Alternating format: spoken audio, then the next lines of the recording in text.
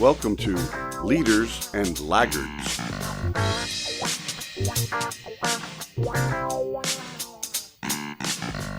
Hello and welcome to episode 16 of Leaders and Laggards.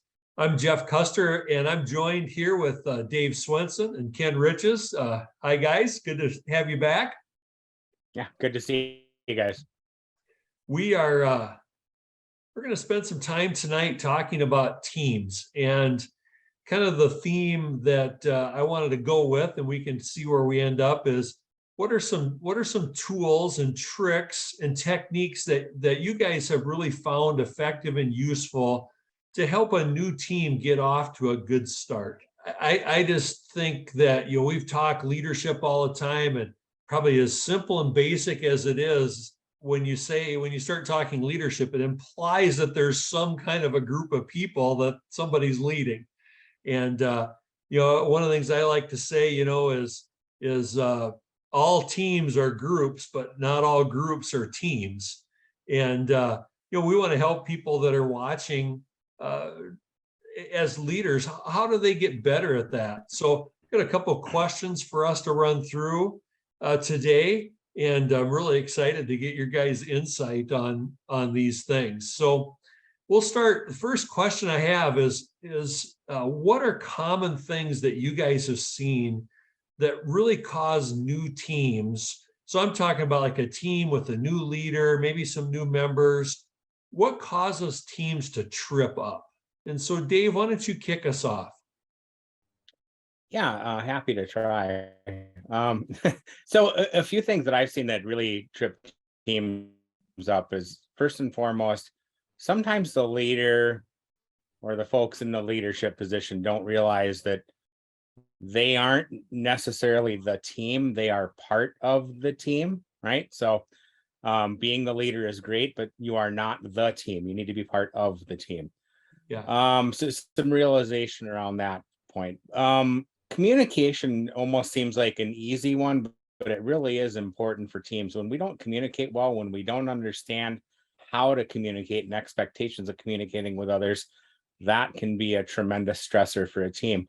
Also, teams tend to have conflict that comes out of some really, really predictable areas. So the more you can learn about how you approach things and how the people on your team tend to want to approach things, the more you can head off those conflicts that, if they don't become resolved, right, they may linger on for a long time and you may never gel the team in the first place. Ken, what would you have to add?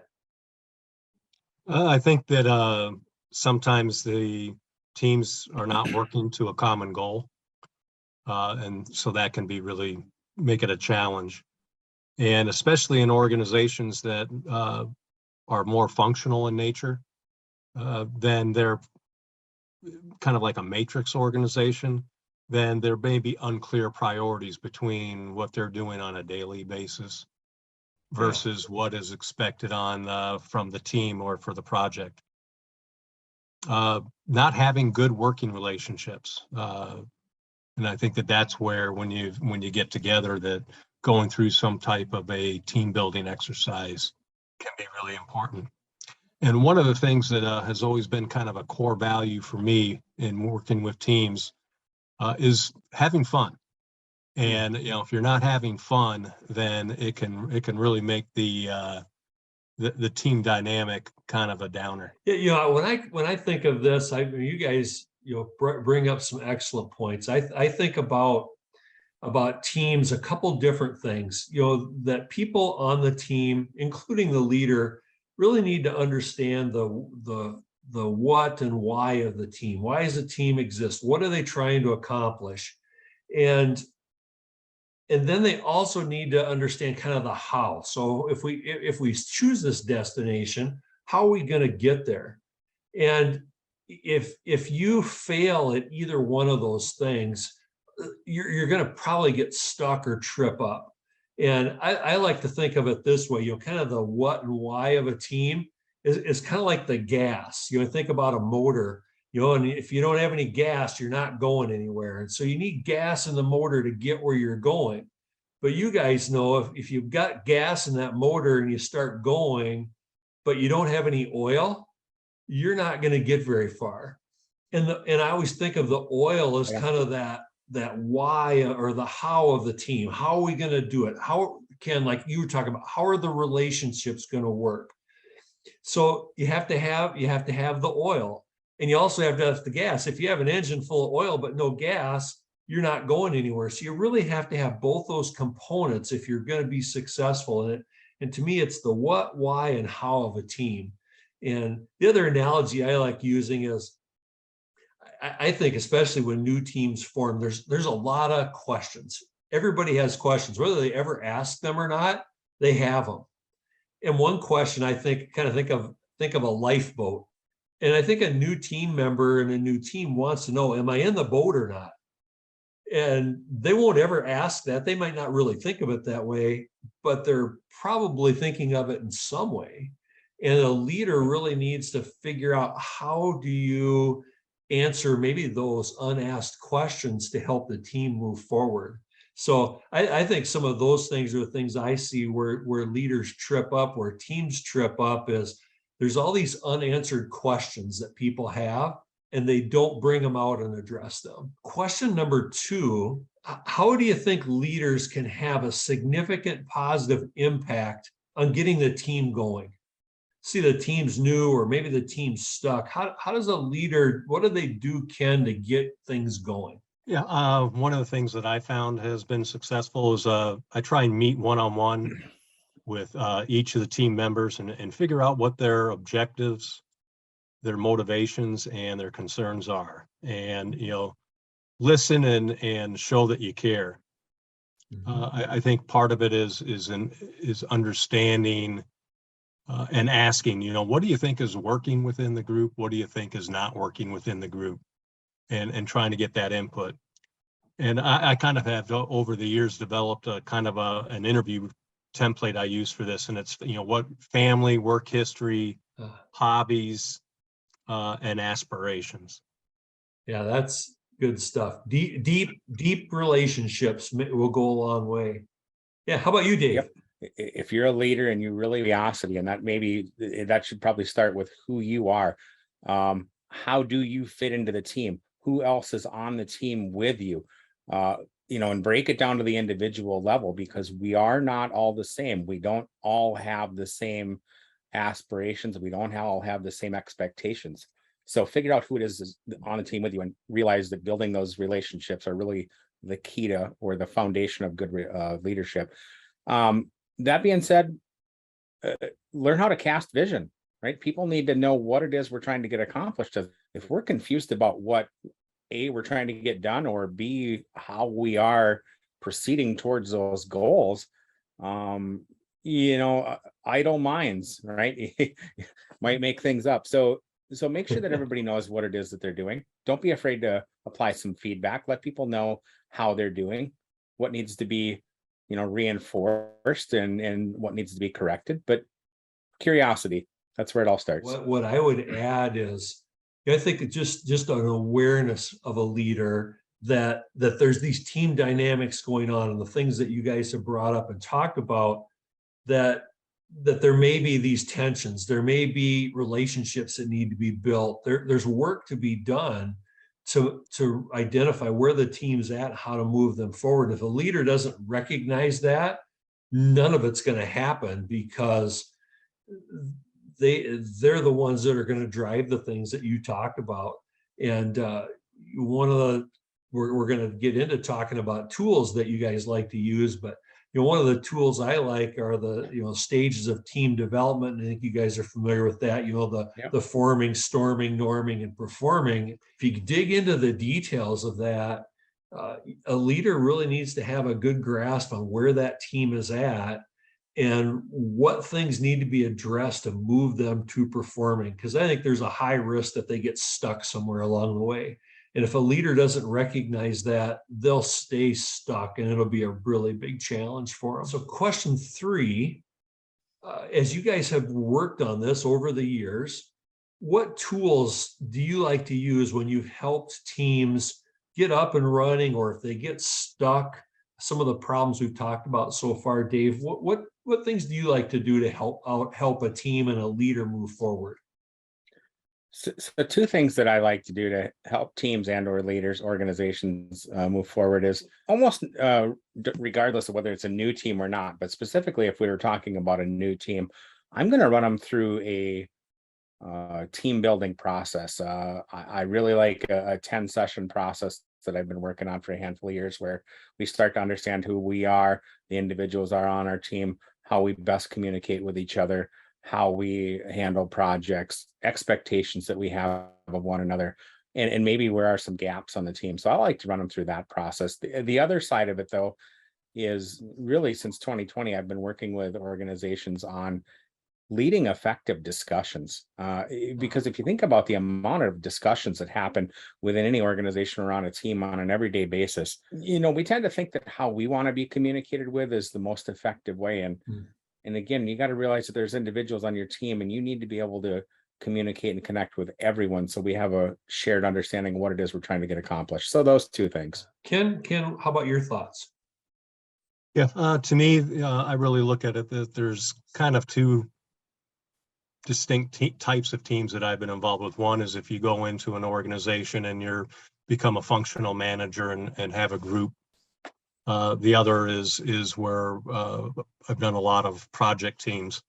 And in either case, I really find that being in a conference room with a blank whiteboard is a really great starting point. If it's a functional team, then it's going through the finding your why, what's your mission, what's your vision for your department, how does it align, doing a SWOT analysis and figuring out how does it align with the organization's strategic goals, and then how are you as a team going to function and work towards those goals and make sure that your department is doing that, and then each individual contributor is doing the same thing. If it's a project, then I like to go through and validate the problem that's supposed to be solved, review the expectations, document people's concerns, and then get buy-in to the direction. So that kind of handles the how or what are we going to do. And then the second part of it is if it's a new team or when new members join the team, whether it's a functional group or a project, using icebreakers for people to learn about others. And I think it really goes back to the relationship building and use that icebreaker type mentality to break down some personal barriers. And one of the things that over the last couple of years that I've really come to be aware of is the outward mindset. And again, I think if the whole team has an attitude and approaches each day with what can I do to help you today, that really goes a long way to having a unified and effective team. Yeah, one thing you said, Ken, that reminds me of something else in that life cycle of teams is when there's a change in a team member, no matter where you're at, you could be a very highly functioning team, you will go back to the start, maybe hopefully just for a really short period, but you will go back to the start. I think a leader needs to be aware of that so that they make sure and do what you talked about, where they're taking time to do icebreakers, to build relationships. And if they do that, they can quickly get back to where they were. If they don't do that, there's a risk that they'll regress. And if they don't recognize it, they'll be stuck there for a while. One of the tools I've used that I really like, I've got a tool, it's called a new leader transition. So it's really geared towards not a new team member, but a new leader coming into a team. And I've used this exercise myself. I've used it with others, and I think it's really powerful in relationship to that life cycle of teams. If you want to move forward quickly, you need to build relationship quickly. And this new leader transition tool, the team sits in a room by themselves and answers a series of questions. The leader goes off by themselves and answers a series of questions. They come back together and have to share their answers. And if people are open and honest, it can be uncomfortable, and but can also be really powerful in that you can build relationship fairly quickly. And I actually was teaching this tool You guys know last month I was in Cuba, and I got to do some of this training with a group, and we were talking about team building. And one of the things in this new leader transition tool, you talk about perceptions. Everybody has perceptions about each other. And whether they come out or not, they don't always do it. They may take a long time to come out. And in this tool that I like to use, I was just testing on with this group I was with. I said, you had perceptions of me. I'd never met any of them before. And I said, you have perceptions of me. What were they? And of course, nobody wants to raise their hand. They're, like, I don't want to. And I was like, all right, I'm going to be here all day. I know you were thinking something about me, so tell me. And finally, one brave guy raised his hand. He said, oh, you're older than we thought you were going to be. I thought, okay, that's a good place to start. And I said, what else? And then the ice was, Ken, the ice was broken. And another guy said, well, you're not as serious as we thought you were going to be. I said, it's okay. You guys got the feel of this. And I turned around and did the same with them and said, here were my perceptions of you. And even though we had a pretty significant language barrier, I'm just telling you that the relationship in about 5 to 10 minutes got way, way deeper by doing that one simple thing. And so I really like that tool. If probably the leader and the team are willing to be a little bit vulnerable, you can build relationship quickly. And it helps you move down the path a little quicker. So one of my favorite tools that I got the chance to use recently and just really love using it. So, all right. So those, that was our set of questions that I had put together tonight. So, let's wrap up with what are your closing thoughts, Ken? Especially if it's a team that you're going to be with for a while, as a leader, one of the things that I've done for 20 or 30 years is instituted a continuous improvement standing meeting. It might, depending on the organization, it might be every 2 weeks, it might be once a month. And usually it takes 4 to 6 months to really start gaining traction where people will really open up, kind of like the discussion you were having on perceptions. Yeah. But once people start opening up and saying, well, here's an area where I think we can improve on, or this is something that I don't think is working very well. And if you start getting some quick wins around some of those, you really start to build a cohesiveness around the team. And they'll get to the point where they look forward to those meetings and there's really beneficial dialogue, and you can really take the performance of the group to the next level. Dave, last thoughts from you? Yeah, I guess last thoughts for me would be, if your goal is really to build that tight-knit, high-level, high-functioning team, then don't be afraid to ask for help. This isn't something you necessarily need to do on your own. Yeah. Right. There's plenty of good help out there. Another thing that I would recommend to a leader specifically, if you're looking to build, lead, and then participate in that high functioning team, if you've not read Simon Sinek's book, Leaders Eat Last, I'd recommend reading that book. I think it's maybe his most underrated book, and specifically talks about how and why we function as teams. Yeah. So. Yeah, because you've talked about it before here on our show, I must live in a cave or something, because I hadn't heard of that book. But I heard you talking about it, Dave, and I got that and read that. Yeah, there's some good insight there for people to gain. Kind of my closing thoughts, probably said some of these things already, but I think it's just critical for leaders to have a self-awareness around these team dynamics. They need to know they exist. They need to understand how they work so that they can influence what happens on that team. If it just left to chance, I think that there's just a really high risk of stumbling, of being stuck in a bad place, and having a team, Dave, that never does perform at a high level.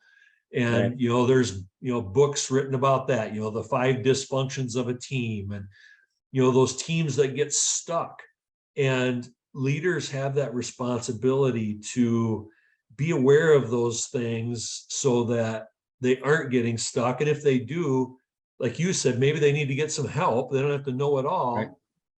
but they need to recognize that they're stuck and need to move forward. And then that, they can call Dave, they can call you and Ken, and you guys can come help them move forward. And so to me, that I think was my final word is leaders really need to be aware of what goes on with the team so that they can influence it. All right. Well, great discussion, guys. It was a lot of fun for me to hear your insights on this topic. And we thank everybody that's watching and tuning in to the podcast here, episode 16. And so thank you very much for tuning in to Leaders and Laggards, and we will see you next time. Thanks for watching, and remember, leadership matters.